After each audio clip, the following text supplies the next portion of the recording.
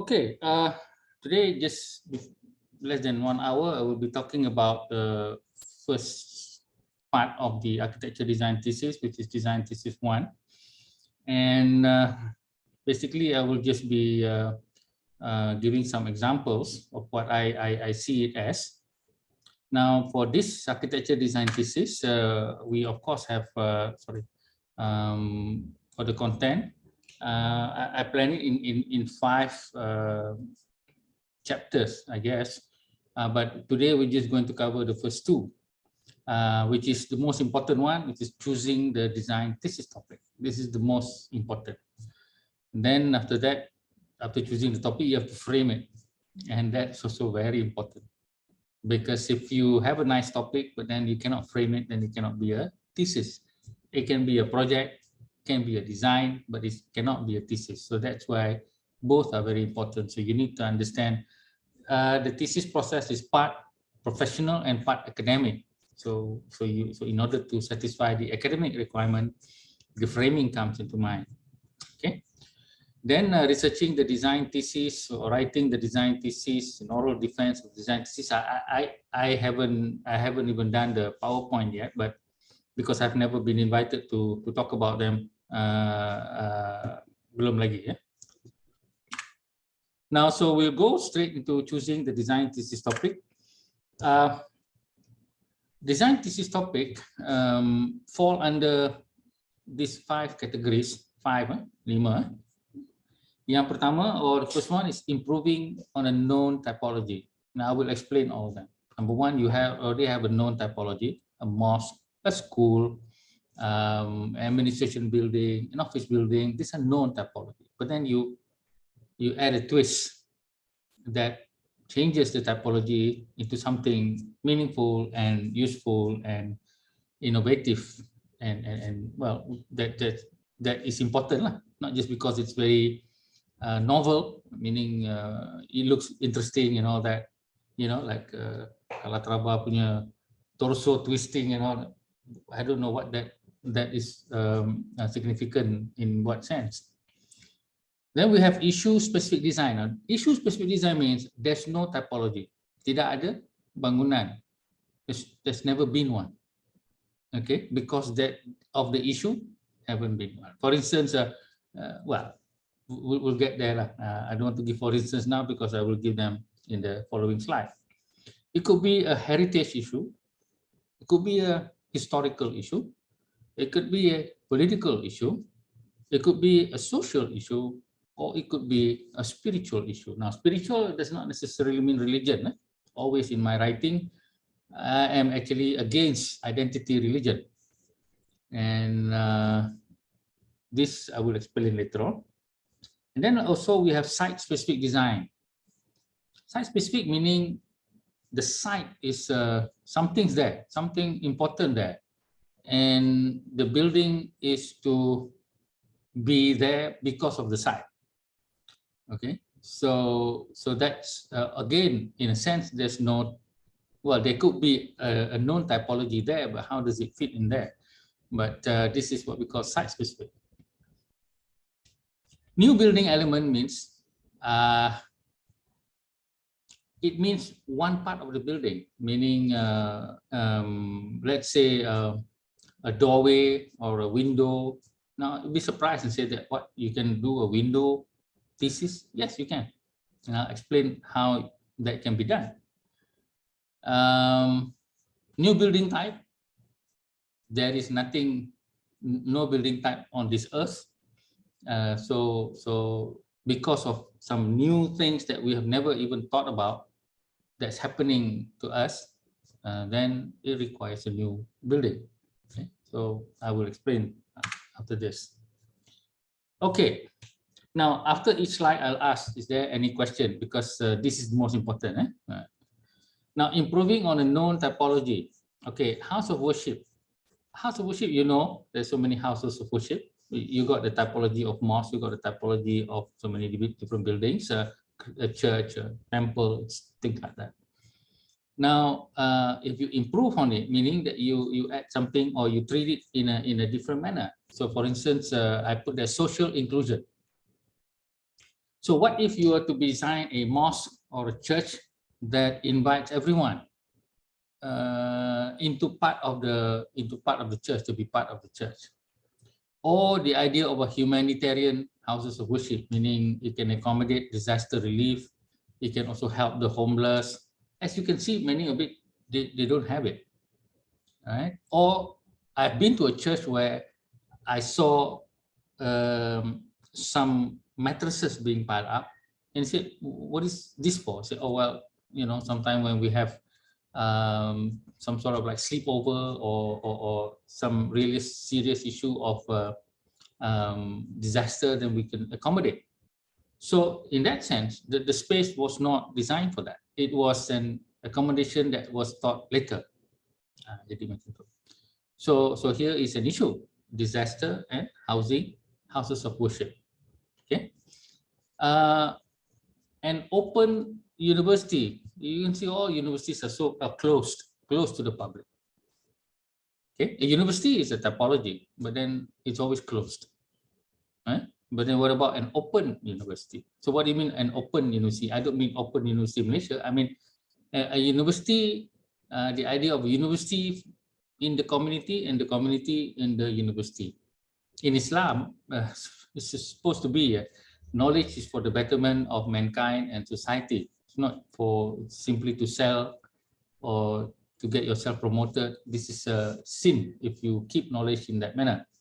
So that means the university has knowledge that must go out into society, and the society must have a relationship with the university in order for it to function as a place of elevating mankind to a better situation of life through knowledge. So here, the definition of university is you keep Sam and Leong and Lizy with certain fees, so that after that they'll become architects. And that's all there is. That's the university in Malaysia, a boarding school. I call it a boarding school. Okay. The Wawasan school concept, for instance, a school is a school. This is a sekolah menengah, sekolah public school. But then Mahathir one time said that, look, in order to solve the social harmony problem and the vernacular school, because you cannot close them down, why don't we bring them all together into one place? How does that happen? Even though some people say this is very silly and all that, but then, well, Mahathir is not a silly man. I can attest to that fact after reading so many of his books. So can it actually happen? How can it happen? Imagine a high rise, or imagine a low rise. How can three vernacular public school and let's say a vernacular school or two vernacular schools happen at one particular place? Because in our country is sudah teruk. Public schools mostly Malays now, vernacular schools are mostly non-Malays, and this is not a very nice situation for the country. Okay, but the vernacular school refuse to be shut down, and it shouldn't be shut down because they are doing some good and they offer a different curriculum, which I think is useful. So how then do we solve this situation? Okay, this is a very interesting thesis, a people's parliament.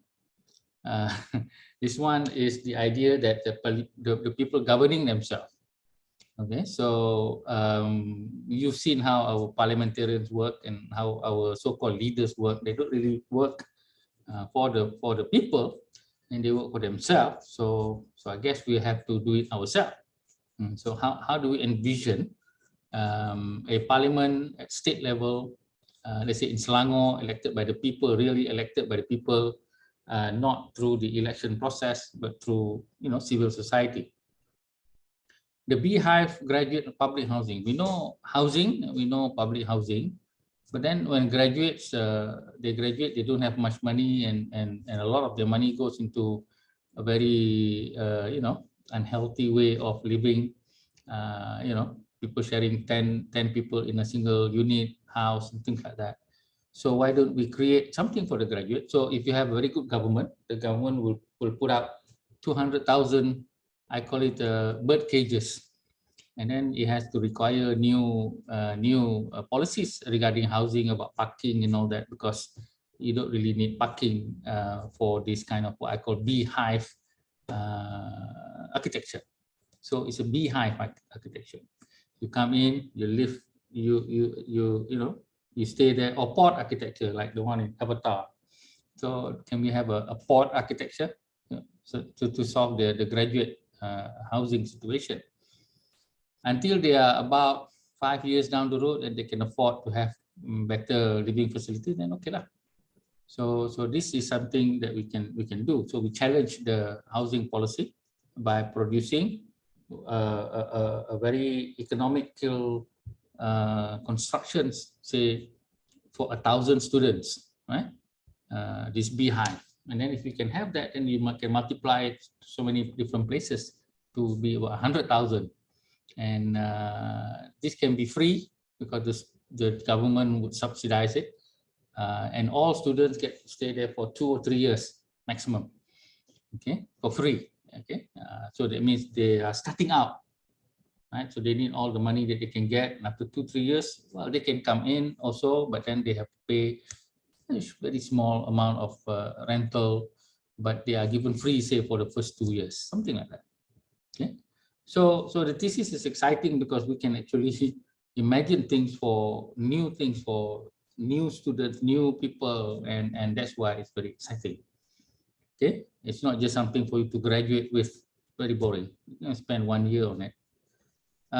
Interactive museum, art gallery. So what is a museum, and how does, if you can interact with the museum or not, things like that.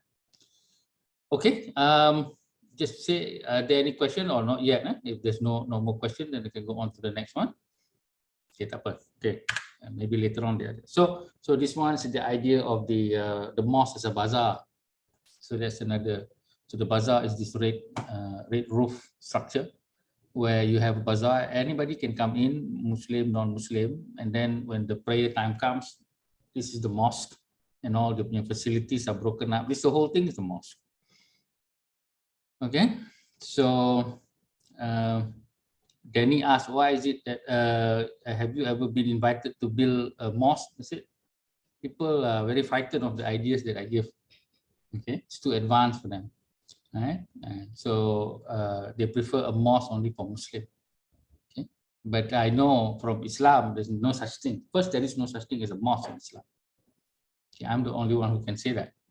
And the other thing, if you have a mosque as a facility for everybody, you can come. Let's say there's a clinic here, and there's a library there, and anybody can come in, should be able to come in. So this idea of a mosque that is socially inclusive for all is a very strange one that the Jakim probably does not support. It doesn't support, doesn't mean that I'm wrong. It means that they haven't thought about it. They don't know how to think of it, and mostly they don't want to think about it. So there's a problem there, but it doesn't matter. As an academic exercise, we can go ahead.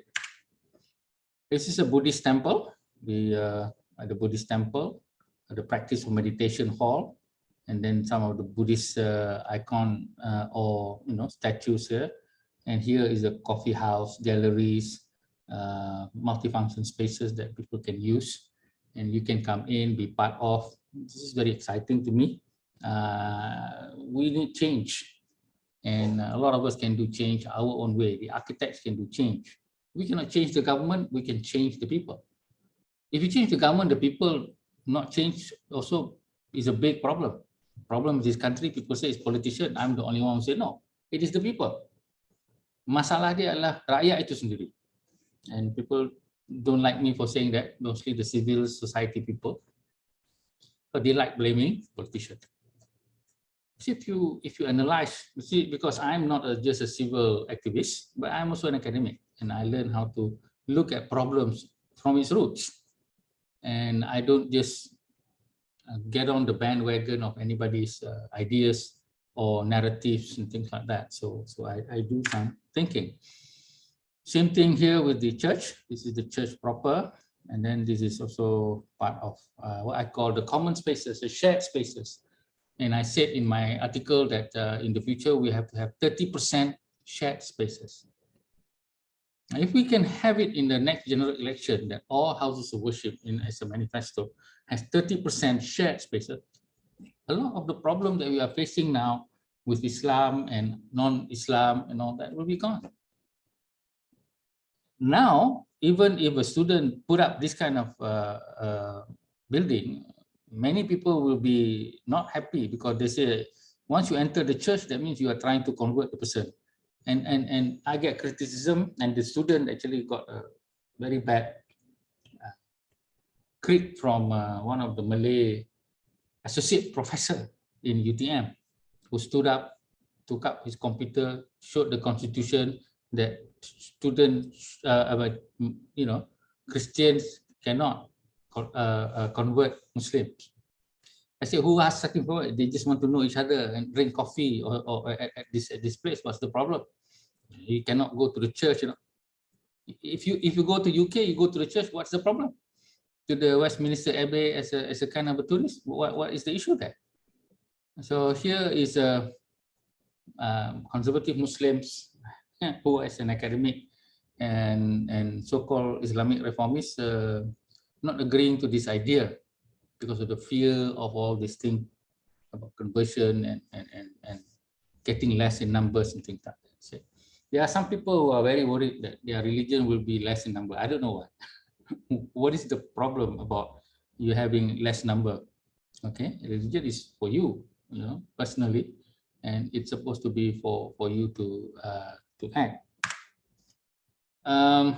Issue-specific design, heritage, could be conservation, could be revitalization, could be redefinition. These are all the heritage issues that you can read about, and this one can be easily a thesis any day. Okay, you say that this is a conservation issue.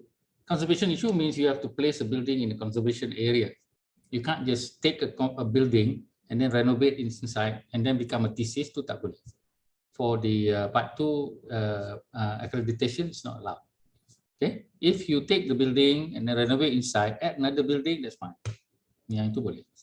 Okay, so that is design thesis for conservation.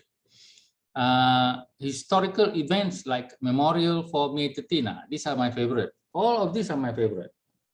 I say a memorial for Reformasi, or memorial for Bukit Kepong, or the memorial for Tunku Abdul Rahman and multiculturalism. This is very, very interesting because immediately it becomes a thesis. You, of course, have to know what is the program. You have to build it up, meaning say Tunku Memorial for Multiculturalism. So what should you have there?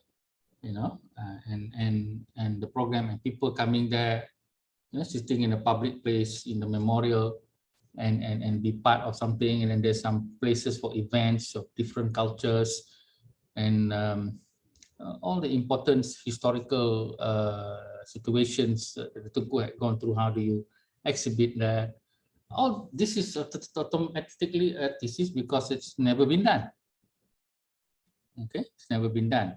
If there was a memorial for Tunku, there is a Tugu or a statue, and then there's also some sort of a room that honors his memory, but there's not a building.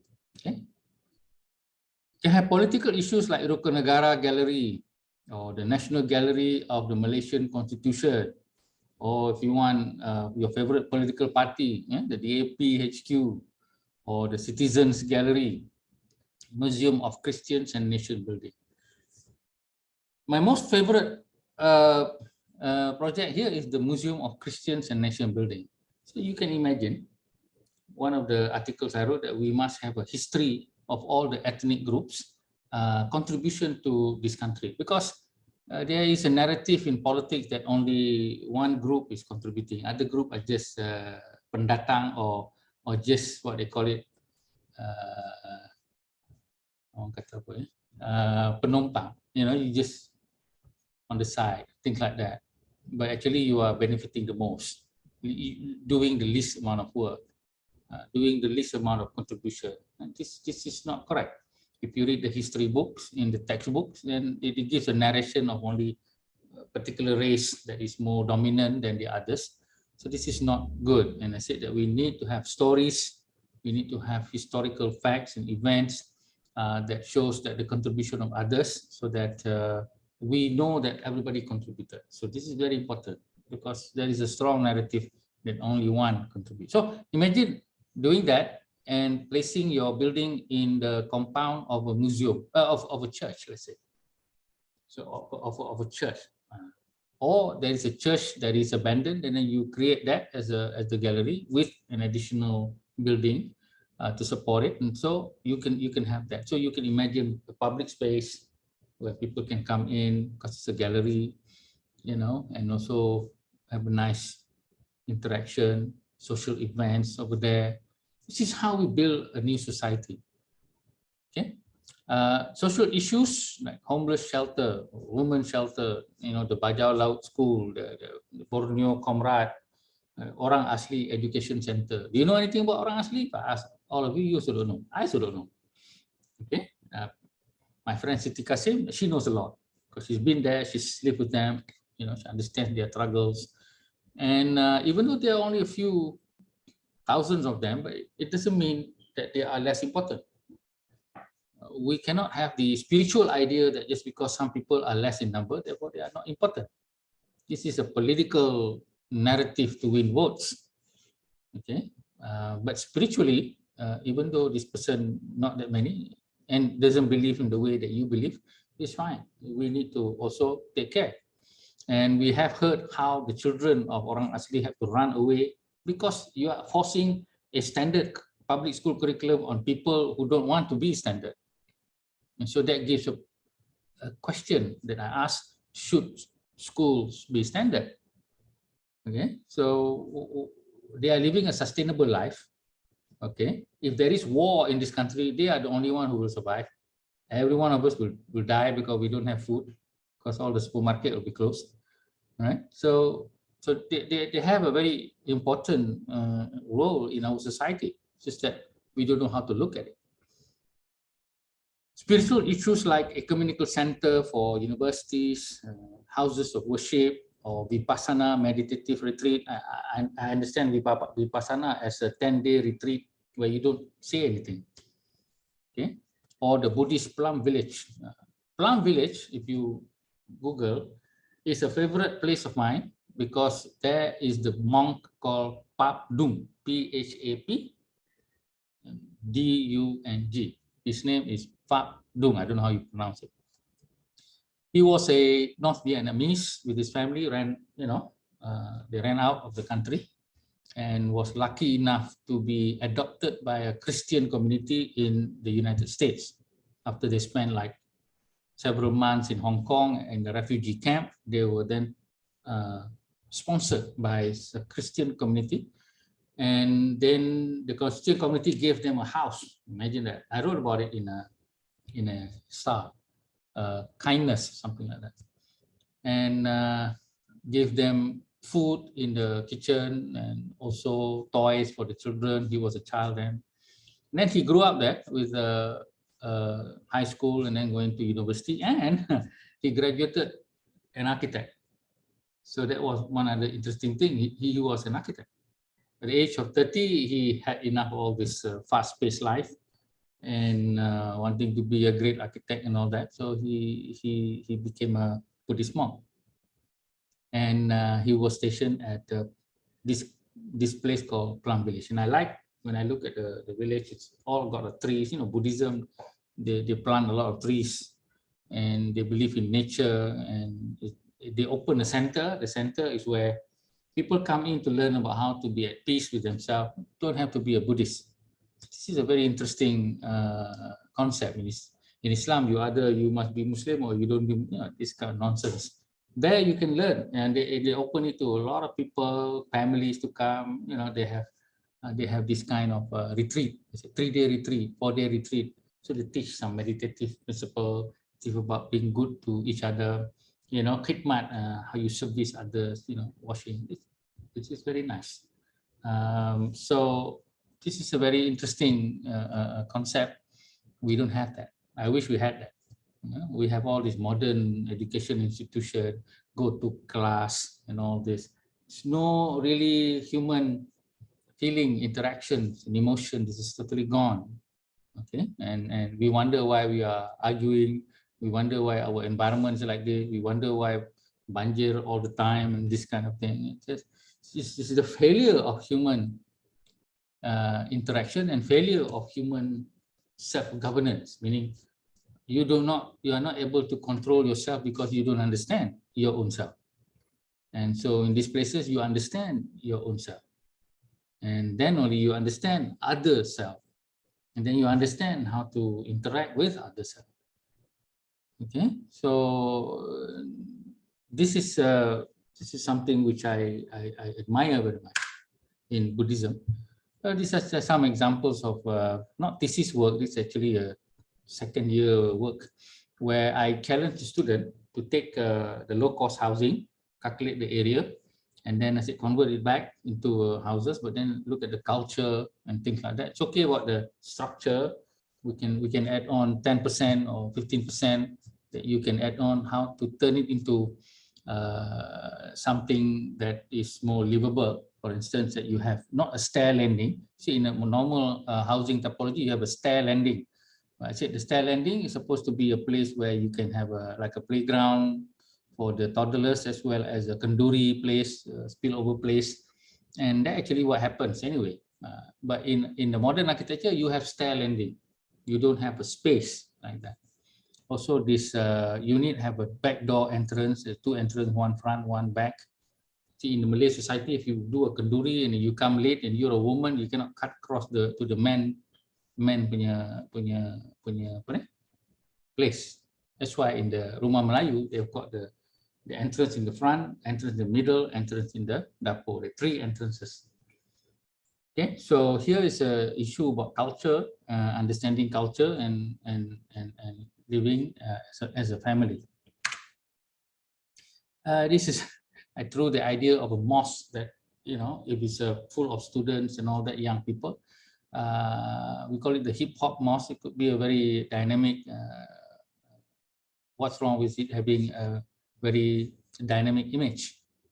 So the idea of a pop mosque. Actually, one of the young students was not very happy with this. Why must you destroy the image of the mosque? I said, what am I destroying?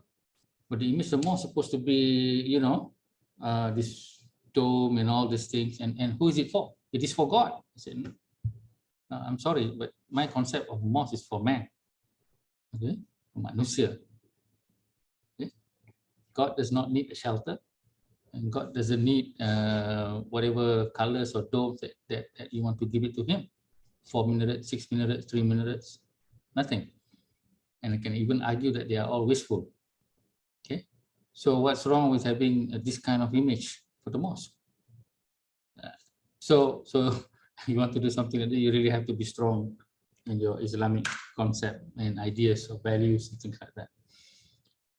This is a mosque of which this is a thesis. This is a design thesis, but not a master's, because in those days, degree,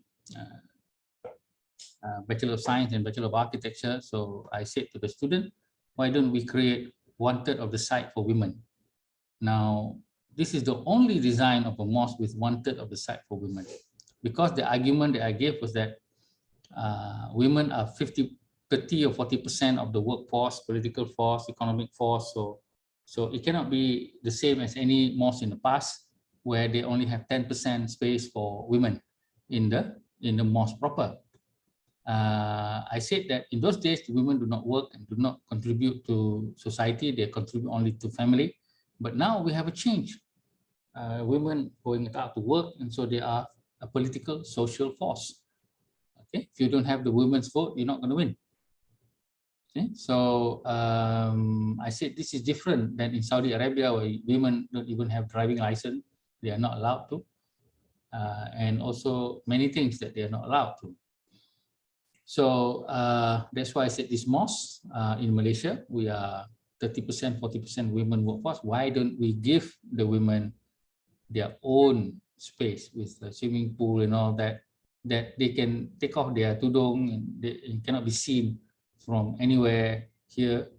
And of course, it shouldn't be seen from any high, There's no high building, tall building here.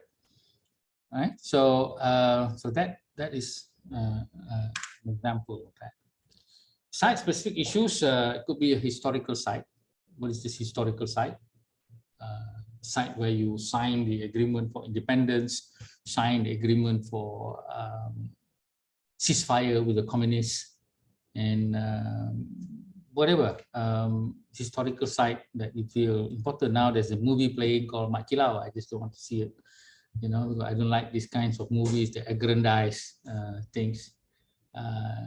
I like the one that the Chinese director do with this Ola Bola and Chong Wei and all this, because it's closer to the truth and the way of the people. Here they're making it somebody like to be a superhero as if he has no wrong. Okay, this is not my kind of movie. This is a very poor biopic, even though they say it grossed 40 million and things like that, but I don't really have the desire to go and see.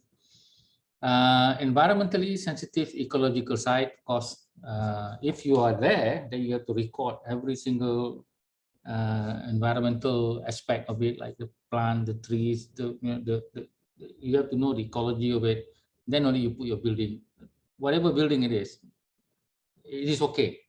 All right, you can put up a school, you can put anything up, but then you need to know where you want to put it on the ecology, on the site. What is it that you want to remove? What you want to put it back, and how do you want to construct it? So that is the thesis. Okay, it can be an ordinary school, a kindergarten, doesn't matter, but you have to show that you know this is an ecologically sensitive site. So you, as an architect, must know that you cannot use the normal building technique. Okay, and it's not just about design; it's also about construction. Okay, so so that is very interesting. So you prove that you are master of this ecology and that your construction site, your construction methodology will save the site, and also the building in the long run also will not damage the site. This is what you have to prove or show. Sorry, not prove, show. Socially and politically sensitive site, whether in the modern era. Socially, this is very important because this is where, you know, let's say the BKL want to get rid of all the pasar malam or the place where the Chinese put up their work, like the one that they have the kebun, you know, and now they want to get rid and put an industrial park.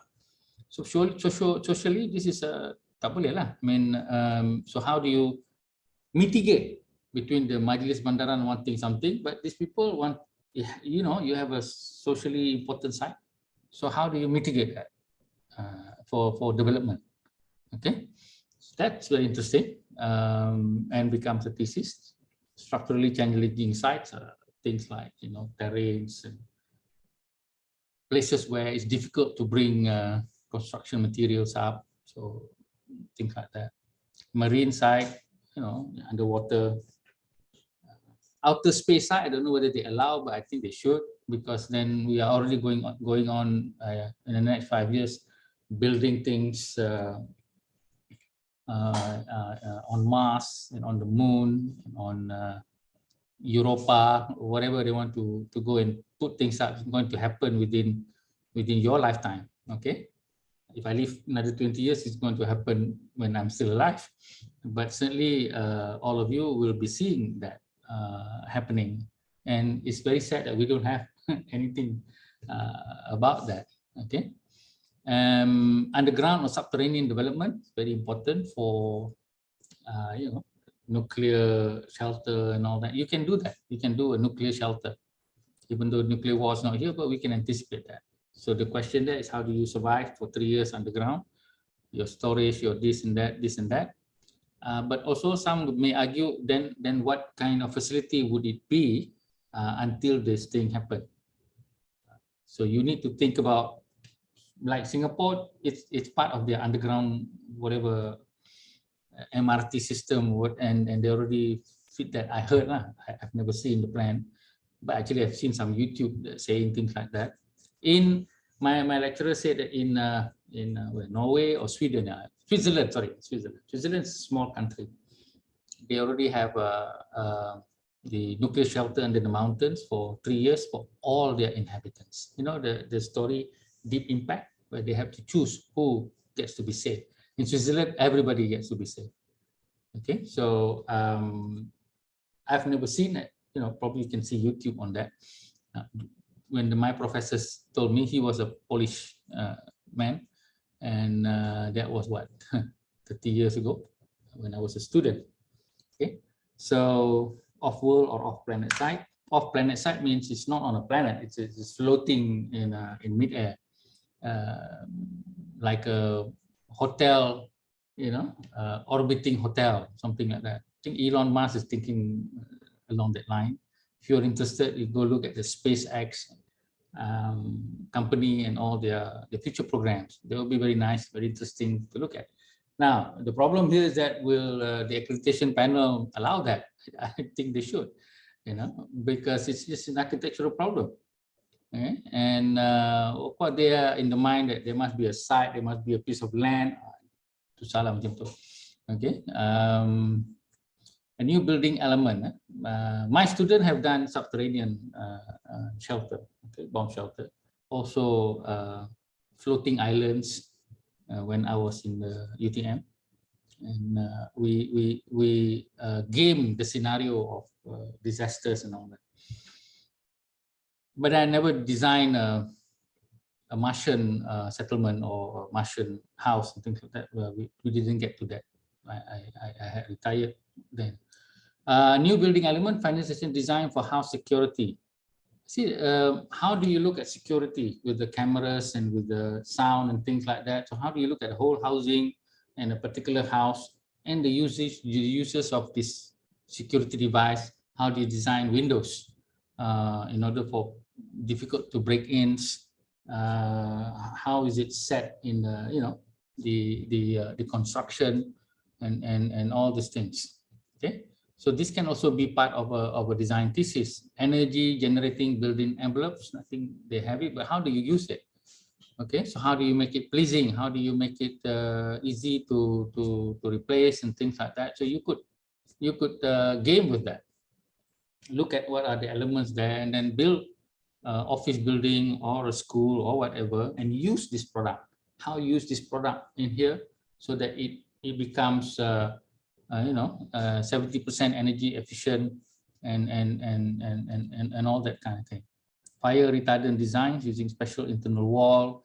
Yeah, you study walls, how the fire goes in here, goes in there, and then you look at the walls, how it's being, and then look at the latest knowledge on fire safety, and then you can actually say that if you design the wall of this material, then you use it in this way and that way. So you put up a office building, normal one, but then all the walls and the different system or the escape or route or the pathway will be different. That one can be a thesis also. Right?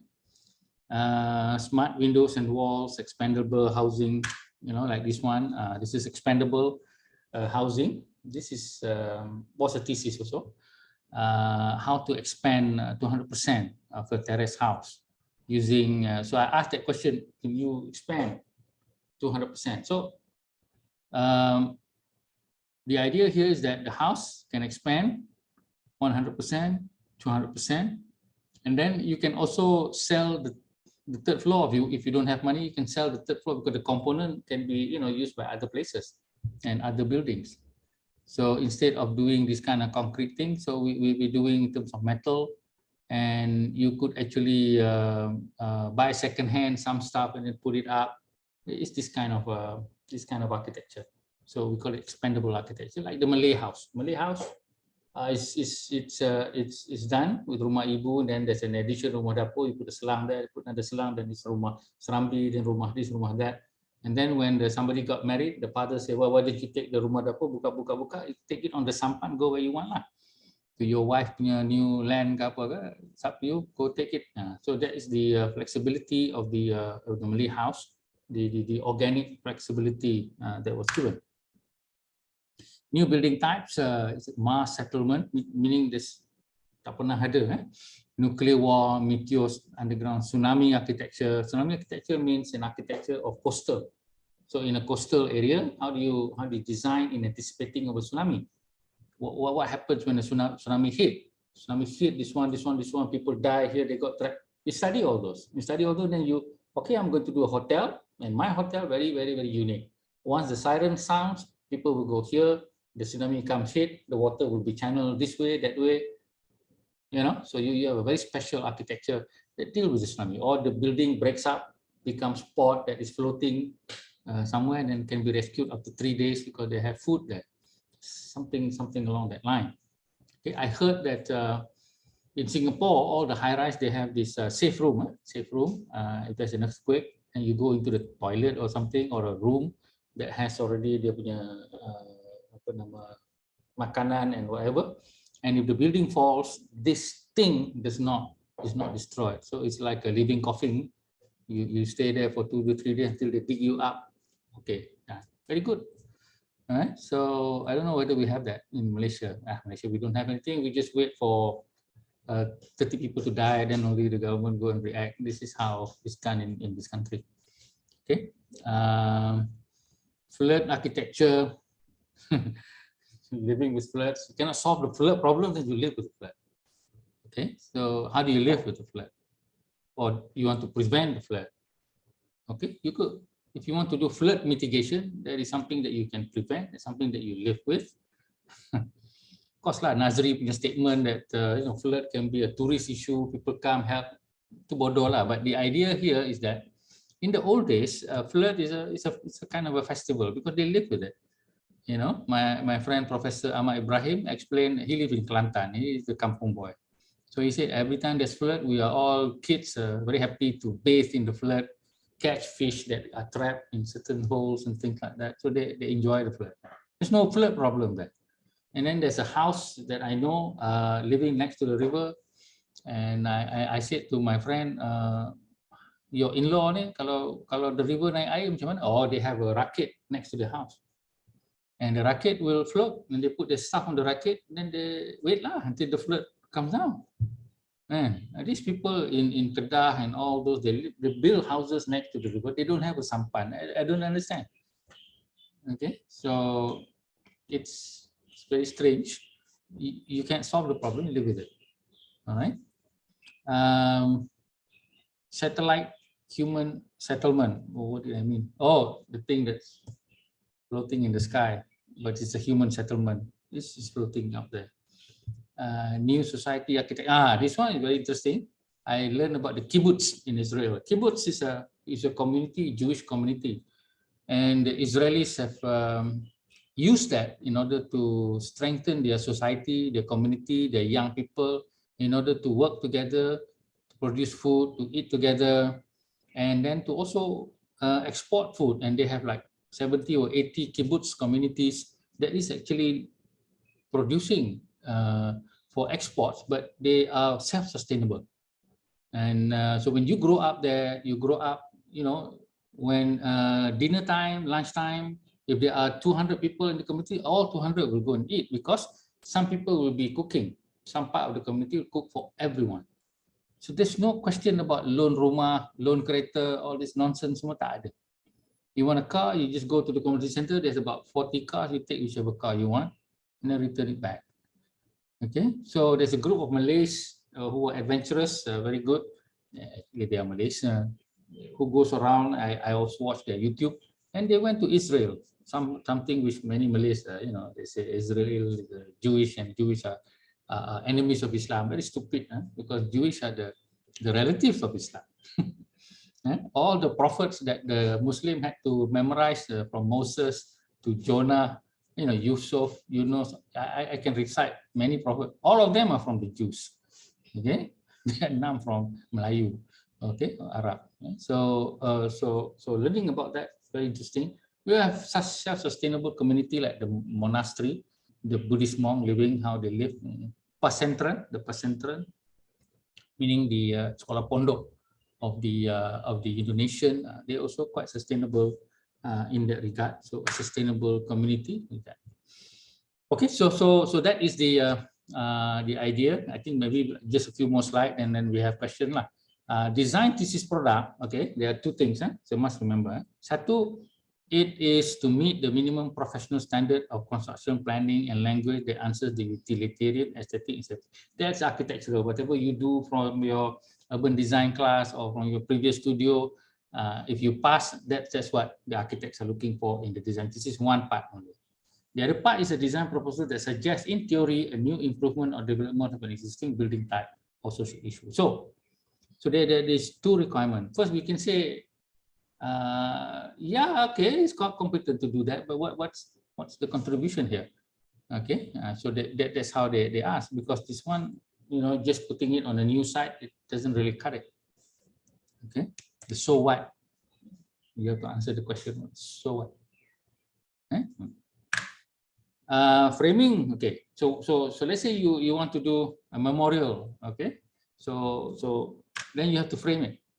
Right? You have to do some background research in order to put that we need this building, and this building is important. You need to frame it so that, a picture is not very important unless you frame it.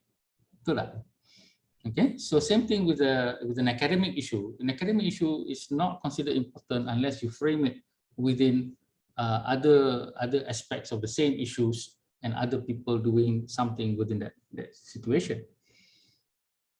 So the purpose of the thesis is to provide new ideas, typology, solution to a building or urban design problem framed from a social, political, religious, or environmental perspective. So that's the frame: social, political, religious, or environmental perspective.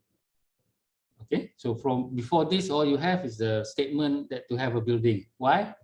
Why should you have a building here? This is the first question. Why must there be a building? Why can't there not be a building? Okay, so you need to frame the thing and say that, look, if we don't have the building, no one is going to remember Tunku Abdul Rahman and his multiculturalism. All they have are books. Books are not very, children are not going to be easily understanding all this thing. We need something three-dimensional. Okay, so you need to say that. Demonstrating the ability to be a professional architect, independent enough to source information, advice. Now, you guys, okay, must not act like students. You cannot wait for Dr. Allen to ask you the question. You ask him the question. Okay, or you ask me the question, or you ask Mr. Teo the question. All right. So Allen shouldn't be say, okay, so what have you done so far? No. He said, you have your appointment. He said, Mr. Allen, this is what I'm doing now. This is this. I'm going to be seeing this person, that person, and I'm going to. You tell him. Itu tak Allen. Bukannya dia beritahu, why haven't you gone? No, tak boleh. All right. If I'm called for a creed, I will ask the same question. So who have you seen? Okay. So you are standing alone. You are Mr. and Madam Architect. Okay. So upon you lies the responsibility of that particular building. You are the only expert in this team. Not Mr. Allen, not me, not anybody is the expert. We are all sort of different consultants lah. Like a mechanical engineer, the structural engineer, this one, they don't know the building, but then they know one part of it. Okay, so that's how you must treat all of us. You cannot treat me as the top guru of all architects. I don't know. I seem to know, but actually I don't. Okay, Alan also, he's got PhD, but he sold 100 things. But Memorial 13 Mei, how to approach, dia pun tak tahu. Okay, I know because I've thought about it. Okay, so at the moment I'm the expert here. Okay, so macam itulah. Jadi you are all the expert. You need to stand. You need to demonstrate that you are able to source the information without. Of course lah, we as supervisor we can guide lah. Say, why did you talk to this guy, that guy? Talk to Keng Sun ke, Kenyang ke. Do it lah. Use this in order to establish your network of. You go see an architect who has done this building before. Make an appointment with him. Kalau dia tak mau bagi appointment, then only you go to Dr. Allen. Dr. Allen, I'm trying to get an appointment with this person. Can you write a letter for me? Itu yes. Pun Allen tak boleh juga. Then Allen call Tajuddin. Prof, Kenya. Yeah. So you got his phone number. Can you? And then I pun okay lah. You have to show the resourcefulness of that. That's part of the fun. Okay. And even if you can't see the person, then when you brief your report to the panel and said that I had planned to interview so and so, but so far It's not been there. I was going to ask him about this. People were very respectful. Celaka betul orang tu tak bagi you jumpa. They will just say things like that. Okay, you cannot go see your. I sent an email and they don't answer. What email saja ke? You tak try call? Did you go to the office? Did you talk to this person? I mean, this is research lah.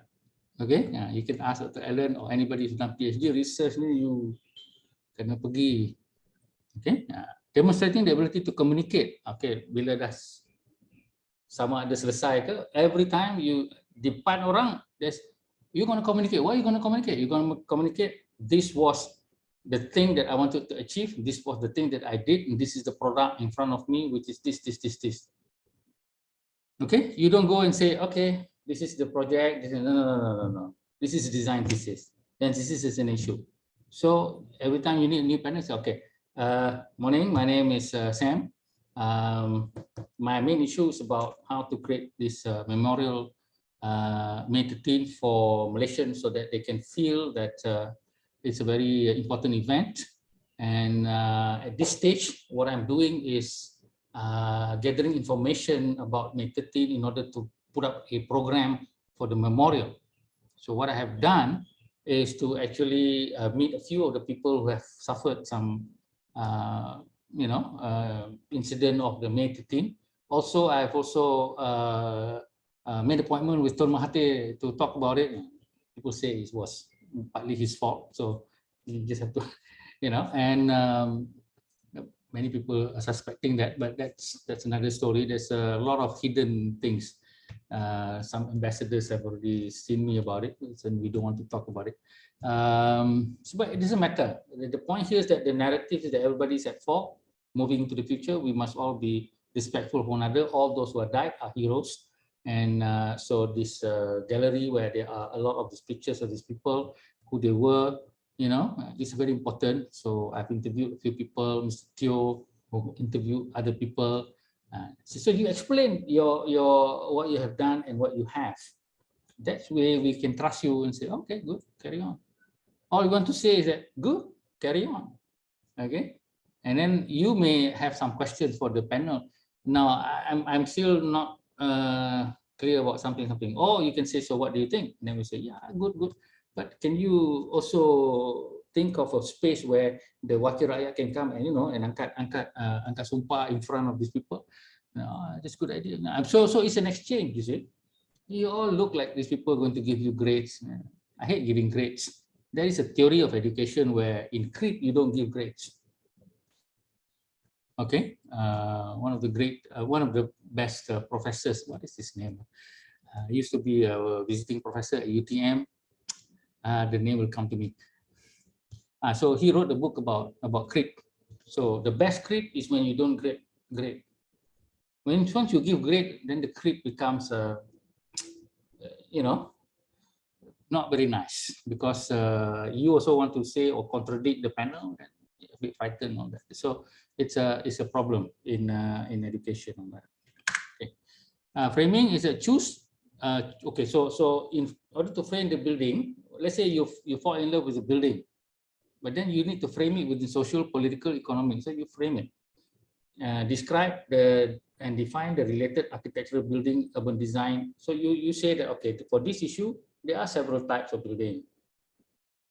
Okay, but the building that I've chosen, the building type is this one, and these other types are to serve other things within that social context. For instance, you're interested in the issue of social harmony. Okay, so social harmony, there are some museums being, some places like a civic center being done, and then there's another building of, let's say, a community center being done here, there, all these buildings. But what I want to do is I want to do a citizens school. So the school you can bring your children there for an afternoon and have a play. All the toys are there, and then then when people cannot afford toys, so, and then books also there, so you can interact with people. So it's like a citizens space lah, something like that. Or children's space, so that you bring the adults, because the children have to have a accompanying adult, things like that. Then choose one definitive building or urban issue, provide a literature or empirical criticism of the precedent. So if there are any kind of building that are the same, then you have to provide some sort of criticism. So, I mean, there are some people who've done this, but it's very successful in this way, but not really successful in that way. Be professional. Don't say this is lousy. This one, they don't know how to design. Don't use those kind of thing. You just said it achieves some things, but then it does not have this element of this and that, this and that. As a jury, kita just dengar saja. Okay, we don't have to say anything pun tak apa. Okay, so jadi if we are jury lah, jury means you're going to evaluate. But if you are crit panel, then different. Crit panel, sembang lah. Okay, yeah, I think that's a good idea. I mean, the way that you frame it like that, and I think so kita boleh sembang lah. Then you get some lecturers feel that the crit is for always finding fault. It's not right. Okay, this is how you build the confidence of the person speaking, the students. There's a lot of educational tools there, and many of the students, of the young lecturers, even though they have PhD for research. They don't have PhD for teaching. Many of them don't know how to teach lah. I know how to teach because like 30 years, okay. So Alan baru berapa tahun saja, mungkin dia pun still learning, okay. Others baru balik PhD, what do they know? Okay, dia bukannya tahu apa, dia tahu buat paper, yes lah, but not teaching. So that's why they always come out very hard. If I'm the chairman, then I will tegur. Okay, I will moderate the thing. Okay, framing the design thesis again, redefine the building type, provide a new strategy approach. So this one, you are now talking about what is the future direction. You haven't designed it yet, but you say that you're looking about how that it might be like this or it might be like that. You haven't designed it yet. For the first two crit, some people think, okay, I'm just going to do this research background. Siapa suruh? I don't like that. When I was head panel for my own panel, we call it the home panel. My panel always the most popular one. I tell the students after 2 weeks, I want your design idea. Okay. So they have to put up lah. So then we have a discussion, going in the right direction or not. Because the research they're still doing, but then you need to jump and put something on so that we can see that your thought process. Because architecture is not a research. Architecture is an art form. An art form is like music. It comes to you, but then it doesn't. It's not real yet, but it's there. As an intention and things like that. It's impressionistic. Yeah. So like somebody says, if you like your girlfriend, your future wife or your future husband, you don't think, okay, he's handsome, he's rich, he's got this. It doesn't happen like that. Okay, it happens zoom. Before that you say, I want somebody yang macam ni. But then when he walks in front of you, then they jadi something. Okay, so then you go back and then you pikir sikit and then you a little bit like that lah. So it's impressionistic. Okay, we're not these engineers who goes to the lab and pecahkan something and then just work on that little thing. We don't do that. Okay, so partly we're doing the research, but partly we're also imagining what is it that you could do. And many students fail that because they are, okay, first you have to do the program, then you have to do the plan, then you have to do then after the plan is lulus, baru you do the elevation. What is this? It's not. You go look at any great architect, they'll just scratch something on the napkin and this is how we want to go. Okay, then they'll argue for it.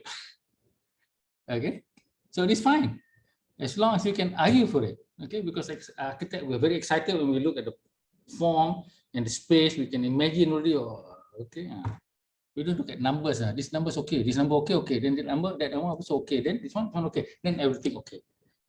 So it work like that. This one I like it. If they don't like it, they just keep quiet. Right? So it's not inspiring them. Right? Okay. Then this one later lah, choosing a site and all that. Developing a draft brief is very important. Even though you haven't researched yet, but just try to imagine what you might have and bring it to the discussion. Okay, so you say, this is my draft brief. I haven't researched fully, but I think I would have to have this based on some of the buildings that I've seen in my literature review. and then there will be further brief for that later on. It's okay. All right. So don't wait for Ellen to say you must have, you must have. This is not a good way of presenting yourself. Okay, people will not be confident in you. Okay, okay, coming to the end. This one is basically for design thesis 2. Later on, dia dah habis lah. Display, justify the construction. These are all already sudah developmental stage. I just came in a little bit. Okay, so let's go back to this most important topic, which is this one, and then we can have discussion. Right, thank you very much.